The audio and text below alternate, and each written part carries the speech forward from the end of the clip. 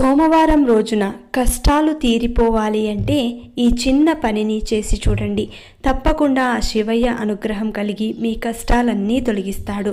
అది ఎలాగంటే, ప్రతి సోమవారం రోజున తలంటు స్నానం ఆచరించి మీ ఇంట్లో దీపారాధన చేసి శివయ్యకు ఇష్టమైనది ఏదైతే ఉందో నైవేద్యం కానీ లేదంటే వస్తువులలో ఏదైనా ఇష్టమైనది ఉంటే గనక దానిని సమర్పించి ఆ తర్వాత మీకు ప్రత్యేకంగా చెప్పనక్కర్లేదు శివయ్యకు ఏది ఇష్టమో ఏది కాదు అనేది. మీరు మీ ఇష్టం కొద్దీ మీకు నచ్చినది మీకు అందుబాటులో ఉన్నది సమర్పించండి. తప్పకుండా ఆ భగవంతుడు స్వీకరిస్తారు.